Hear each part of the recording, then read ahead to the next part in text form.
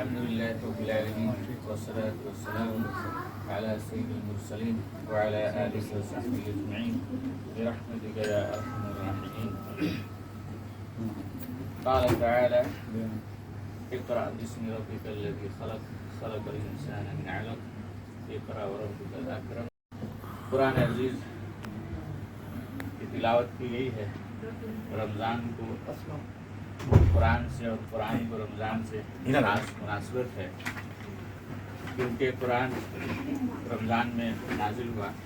شہر رمضان انزل فیہ القرآن، یہ مبارک مہینہ جس میں قرآن کا نزول ہوا، بلکہ جتنی آسمانی کتابیں ہیں وہ سب رمضان ہی میں نازل ہوئی ہیں اور رمضان میں بھی قدر کی راتوں میں اس کو اتارا گیا ہے.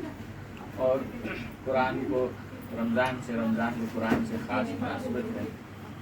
حضور صلی اللہ علیہ وسلم جبریل امین کے ساتھ رمضان میں قرآن کا مذاکرہ مدارسہ دور فرمایا کرتے تھے.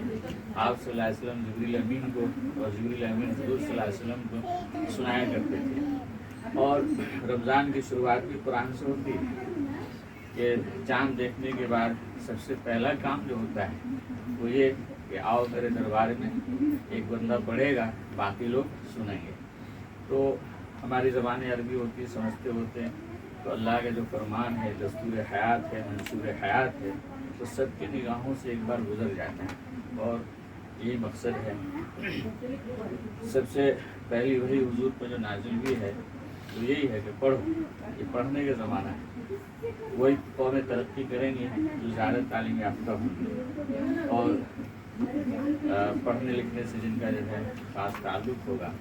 لیکن پڑھنا لکھنا بھی دودھالی تلوار ہے.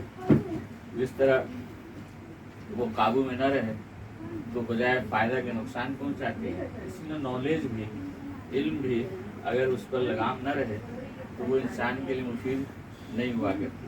آج دنیا نالج سے بھری ہوئی ہے لیکن بے لگام، جس کی وجہ سے انسان آپ موازنہ کریں تو وہ لوگ جو قرآن کو نہیں مانتے یا اس پہ عمل نہیں کرتے ہیں ان کی زندگیاں بھی جنگلی پہاڑوں اور جنگلوں کے دور سے میل کھاتی ہیں.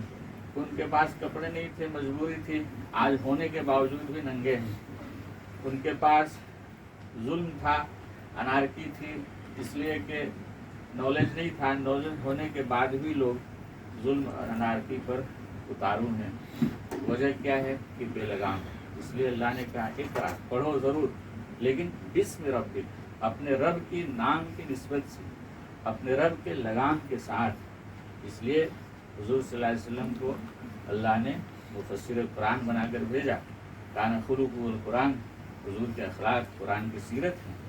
تو قرآن کیسے برتنا ہے، کیسے سمجھنا ہے، لائف زندگی میں کیسے اتارنا ہے، وہ حضور کی لائف، حضور کی زندگی.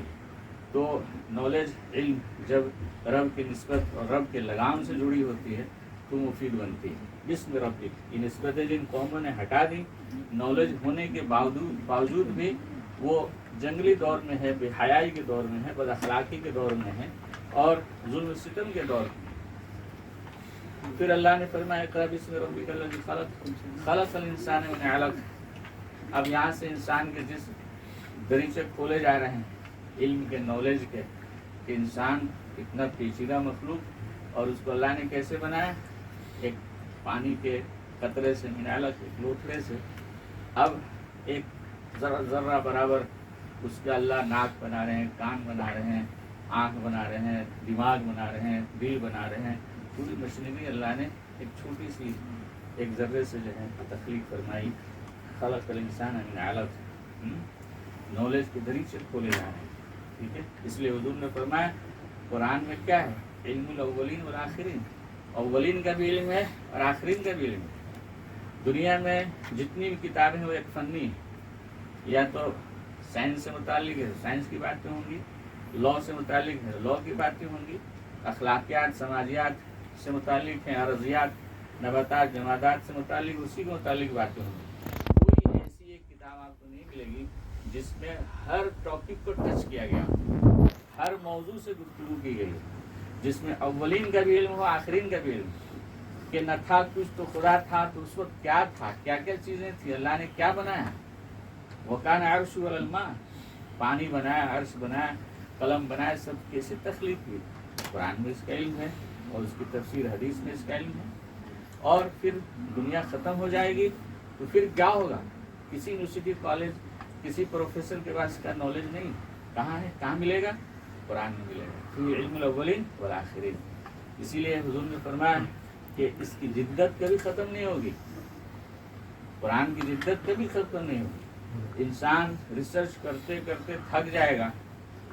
पूरी रिसर्च दुनिया की मिल के 6, 7, 8, 9, 10 सितारों से 11 तक पहुँची हैं और अल्लाह फरमाते हैं कि हमने 7 आसमान बनाए हैं, 7 ज़मीनें बनाई हैं। तो 7 आसमान और 7 ज़मीन तो दूर की बात है, पहले ही आसमान तक पूरी दुनिया का इल्म मिल के नहीं पहुँचा है। इसी को अल्लाह ने कहा खलक़ल इंसान मिन अलक़ इक़रा व रब्बुकल अकरम अल्लज़ी अल्लम बिल क़लम, जिसने कलम से लिखना सिखाया। कितनी लेटेस्ट एडवांस मालूमात है कुरान में। कलम की हैसियत जो उस वक्त थी आज है और आइंदा भी रहेगी, है ना। खलक़ल इंसान मिन अलक़ इक़रा व रब्बुकल अकरम अल्लज़ी अल्लम बिल क़लम अल्लमल इंसान मा लम यअलम। इंसान वो चीज़ें सिखाई जो इंसान जानता नहीं था। काना ज़लूमन जहूला, इंसान जालिम भी था, जाहिल भी था। ये कुरान की फ़ैल है, इंसान आलिम बन गया, जानने वाला बन गया, अखलाकमंद बन गया और इतना बातहज़ीब बना कि फरिश्तों से आगे निकल जाता है, फरिश्तों से आगे निकल जाता है अपनी सकाफत, अखलाक, कुरानी अखलाक की वजह से।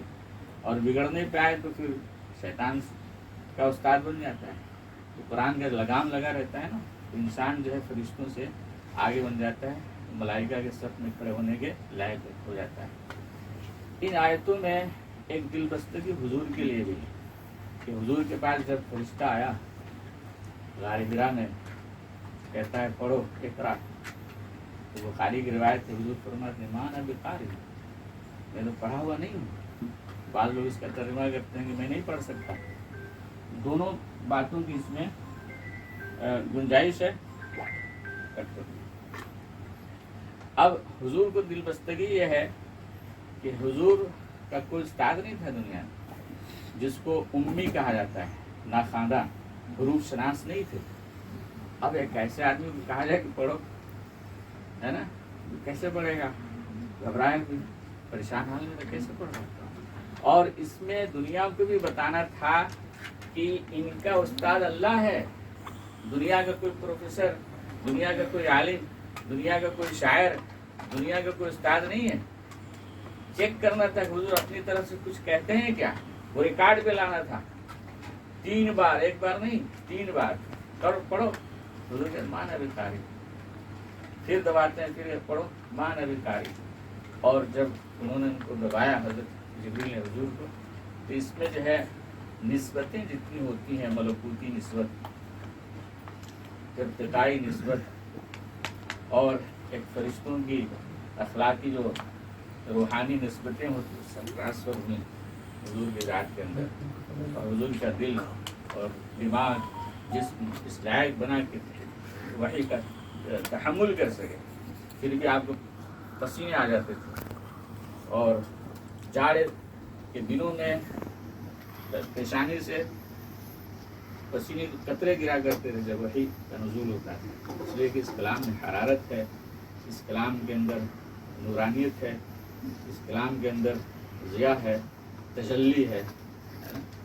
तो ये कंफर्म हो गया कि हुजूर अपनी तरफ से कुछ नहीं कहते, वही कहते हैं जो इन पर उतारा जाता है। और फिर ये भी बताया गया कि अलग एक मामूली नुस्खे से, ज़र्रे से इंसान का आँख, नाक, कान कितनी पेचीदा मखलूक बनाई गई है। पहले वाले तो जानते नहीं। आप देखें आँखों में क्या विज़न है, कैसे वो आँख देखती है, हैरान हो जाता है। दिमाग कैसे सोचता है। लोग कहते हैं इतनी वायरिंग है कि दुनिया के ग्लोब को कई बार लपेटा जाए तब भी वो वायरिंग ख़त्म नहीं होगी, है ना। वो नॉलेज कहाँ कैसे ट्रांसफ़र होती है पूरे जिस्म के अंदर, कैसे आज़ा काम करते हैं। तो इसमें दिलदस्तगी थी कि वो अल्लाह जो एक ज़र्रे को तरक्की देकर इतना आलिम और इतना जानने वाला इंसान बनाता है, वो आप नहीं पढ़े हैं तो क्या हुआ, अल्लाह ताला आपको जो है दुनिया का मुअल्लिम बनाएगा। इक़रा व रब्बुकल अकरम अल्लज़ी अल्लम बिल क़लम, جس طرح قلم کہتے ہیں قلم لکھنے والے، کون لکھتا ہے؟ قلم ایک ذریعہ ہے، لکھنے والا وہ ہوتا ہے جو اس کو چلا رہا ہے۔ ایسے آپ ایک ذریعہ ہیں، لکھنے والا علم دینے والا کون ہے؟ اللہ ہے۔ اس لیے حضور فرماتے تھے انا قاسم واللہ یعطی، میں تقسیم کرنے والا ہوں، دینے والا کون ہے؟ اللہ ہے نا۔ تو خیر قرآن کی پرتیں کھولی جائیں بہت چاہیے۔ یہ پہلی وحی تھی، ہر شخص کو نالج ہونا چاہیے، کم سے کم قرآن کے حرف شناس ہونا چاہیے اور اس کے معنی کو سمجھنے والا ہونا چاہیے، اور یہ کوشش کسی عمر کی حد بندی میں قید نہیں ہے۔ جب قرآن اترا ہے تو حضور کے صحابہ 40 50 60 سال کے لپیٹے میں تھے، سوائے حضرت علی کے، ان کی عمر 10 سال تھی، باقی سب بڑی عمر کے تھے۔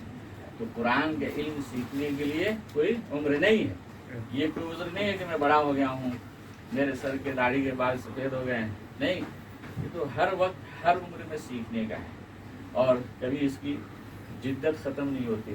دنیا کے افسانے ناولیں آپ ایک بار دو بار پڑھ لیں تو وہی ہے نا، وہ پڑھا ہوا ہے، لیکن قرآن جب اٹھائیں گے آپ کو نیا مزہ ملے گا، نئی حلاوت ملے گی، نئی تراوت ملے گی، نئی چاشنی ملے گی، اور جو لوگ اس کے حروف کو جاننے والے ہیں، سمجھنے والے ہیں، ان پر نئے نئے معنی کے ذخیرے بھی کھلتے چلے جاتے ہیں۔ اس لیے حضور نے فرمایا کہ میں بہترین شخص وہ ہے جو قرآن پڑھتا ہے، سیکھتا ہے اور اس کو دوسروں کو سکھاتا ہے۔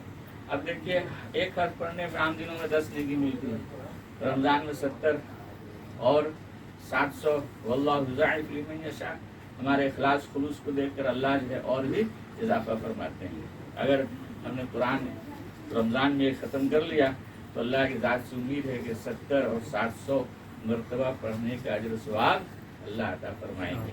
لہذا ہم سب کی کوشش ہونی چاہیے جبراً، ہر آدمی، میں خود اس کا مخاطب ہوں پہلے، اور ہم نے عربوں کے یہاں بھی دیکھا ہے اس کو کہ وہ مجلس لگاتے ہیں عشاء بعد، جو آپ کو وقت سوٹ کرے۔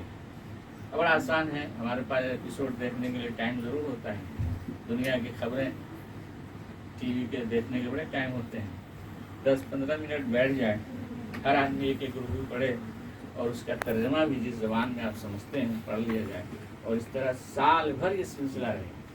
تو قرآن کا ایک نورانی اخلاقی اور ایک مجسم نور جو ایک پیکر ہوتا ہے گھروں میں آئے گا، خوشبو آتی ہے تو بدبو چلی جاتی ہے، تو روشنی آتی ہے تو تاریکی خود بخود چلی جاتی ہے۔ جب قرآن کا نور آئے گا تو شیطانی نحوستیں خود بخود چلی جائیں گی، اور یہی وقت بچا کر ہم دوسری چیزوں میں لگاتے ہیں، ہے نا۔ جب ہم اس وقت کو مشغول کر لیں گے تو پھر جو ہے دوسرے خرافات میں ہمارا وقت نہیں جائے گا۔ گلاس میں یا تو پانی بھر دو، نہیں تو ہوا خود بخود بھر جائے گی۔ تو اپنے گھروں میں پرانی ماحول بنا لو تو وہ ہمارا وقت بھی محفوظ ہو جائے گا، صحیح کام میں استعمال ہوگا، اور ورنہ پھر خرافات میں لگ جائے گا۔ تو بڑے مبارک ہیں وہ لوگ جو قرآن سنتے ہیں، سناتے ہیں۔ اللہ تعالیٰ سے دعا ہے کہ اللہ ہر گھر میں قرآن پڑھنے والا بنائے، دیکھ کر سمجھ کر حفظ کرنے والا۔ دنیا میں واحد کتاب ہے جو سب سے زیادہ پڑھی جاتی ہے اور سب سے زیادہ اس کے حافظ ہیں، اور یہ اللہ کے قرآن کا معجزہ ہے نا۔ ورنہ اس پہ تو ٹکٹ لگتا کہ بتایا جاتا ہے کہ 7 سال کا بچہ اتنی موٹی کتاب اسے زبانی یاد ہے، تو لوگ ٹکٹ لگا کے دیکھنے جاتے، لیکن اتنا عام کر دیا اللہ نے کہ یہ معجزہ ہونا، اچنبے کی بات ہونا سمجھ بھی نہیں آتا، ہے نا۔ ورنہ تو اس پہ ٹکٹ لگتا کہ بھائی ارے چھوٹا بچہ 90 سال کا آدمی، قرآن اس کی زبان نہیں ہے نا، ہائی لٹریچر کی زبان ہے قرآن، اور اس کو فراٹے کے ساتھ پڑھ رہا ہے، روانی کے ساتھ پڑھ رہا ہے، ٹکٹ لگتا ہے۔ تو بہرحال اللہ تعالیٰ نے فرمایا ہے، حضور صلی اللہ علیہ وسلم اس کے ترجمان ہیں کہ اللہ حافظوں کو، قرآن پڑھنے والوں کو فرمائیں گے اقرا ورتقی، پڑھتے جاؤ اور اپنی منزل طے کرتے جاؤ، تمہاری آخری منزل وہاں ہوگی جہاں تمہاری آخری آیت ختم ہوگی۔ اور شمار کرنے والوں نے شمار کیا ہے کہ قرآن میں جو آیتیں ہیں وہ 6666 ہیں، تو کم از کم اتنے درجات تو ہوں گے حافظ کے، ہے نا۔ تو قرآن سے لگنا جڑنا یہ مبارک کام ہے۔ رمضان کا زیور، گہنا جس کو بولتے ہیں نا، وہ قرآن ہے۔ جس طرح دلہن کی سجاوٹ اور زینت اور گہنا اور زیور ہوتی ہے نا، ہٹا دیا جائے تو سادہ ہو جاتی ہے. اس کی نسوانیت ہے لیکن اس کی سادگی آ جاتی ہے. ایسے قرآن کی زینت، زیور، گہنا جو ہے قرآن ہے رمضان کی، ہے نا. تو اللہ تعالیٰ سے دعا ہے کہ ان بچوں کو کامیاب کرے، قیامت تک جو ہے سلسلہ خاندان میں باقی رہے، تثبیت فرمائے. اصل بات تو مولانا فرمائیں گے، مولانا خالد صاحب فرمائیں گے. تو آخر دعوانا الحمدللہ رب العالمین.